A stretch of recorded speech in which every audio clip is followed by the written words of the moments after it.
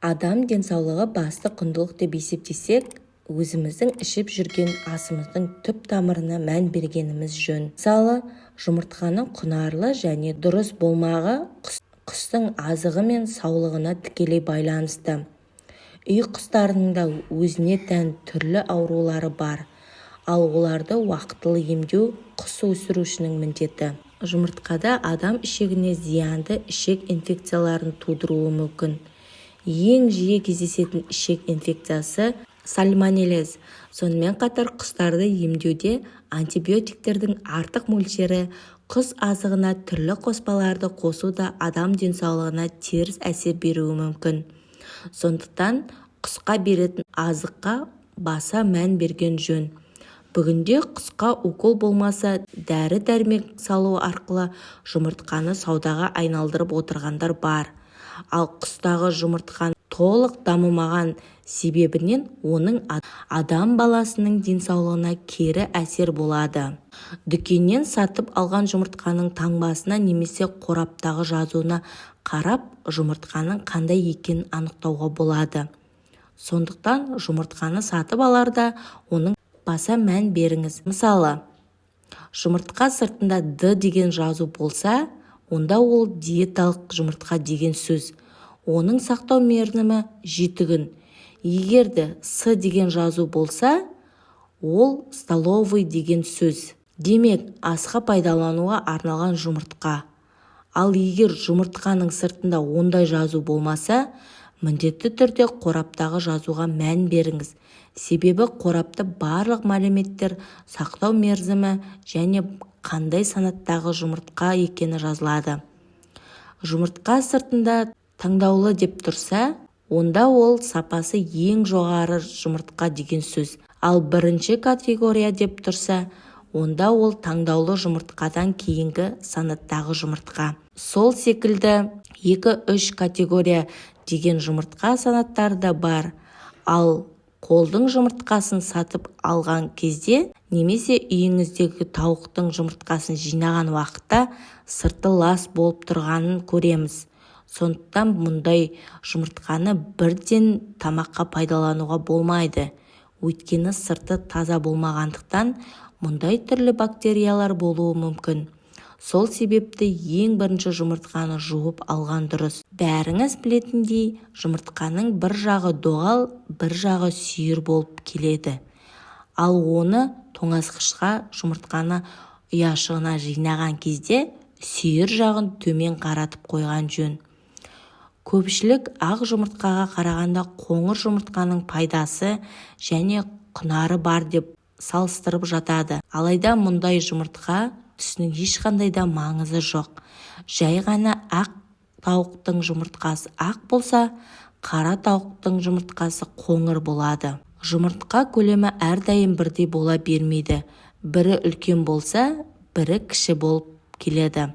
Олардың айырмашылығы да сол жұмыртқа түсі секілді тауықтың жасына байланысты болады. Тауық жұмыртқасының күнделікті 2 жұмыртқа жеудің денсаулыққа 9 түрлі пайдасы бар. Тауық жұмыртқасының пайдасы жөнінде үнемі айтылып жүр. Ал адам күнделікті 2 жұмыртқа жегенде ағзасында қандай өзгеріс болады? Миды холиндер қорғап тұрады. Бастың ми жүйесінің байланысын зерттейтін фосфолипидтер холиндерден тұрады. Дәл осы дәруменнің ми құрылысына маңызды екені ғылыми дәлелденген. Адам 2 жұмыртқа жегенде осы элемент толықтырылып отырады. Холиннің жеткіліксіздігі есте сақтау қабілетін төмендетеді. Адамның көз жанары лютеин арқылы сақталады. Жаңа зерттеулерге сәйкес жұмыртқада лютеиндер көптігі анықталды. Лютеин көздің жақсы көруі мен нашар көруін зерттейді. Лютеиннің жеткіліксіздігіне көз жанары нашарлай бастайды. Д дәрумені кальцийді толықтырады. Жұмыртқаның құрамындағы Д витамині адамның сүйегін қатайтып, тістің мықтылығын сақтайды. Жүрек қан тамырын ауруларынан сақтайды. Ғалымдар жұмыртқа құрамындағы холестерин фосфатидтерден тең болмағандықтан адамға зиянсыз екенін дәлелдеді. Ол ағзадағы холестериндерді жояды. Жұмыртқада омега-3 қышқылы бар. Ол жүрек қан тамыры ауруларының алдын алады. Салмақтан арылтады. Америкалық ғалымдар жұмыртқа тағамының жеңіл диетасын пайдаланып, таңертең жұмыртқа жеп тұрса, адам 2 есе арықтайды. Жұмыртқа ағзада ұзақ жүріп, күні бойы көп тамақтанудан сақтайды. Онкологиялық аурулардан алдын алады. Миға әсер ететін холин онкологиялық ауруларға да қарсы күреседі. Сондықтан жұмыртқаны тұрақты жеп жүрген әйелдердің 18%-ның сүт безі қатерлі ісігі азаяды. Бала көтеруге пайдалы. В дәрумені жыныстық гормондарға әсер етеді. В9 дәрумені бала миының тез дамуына көмектеседі.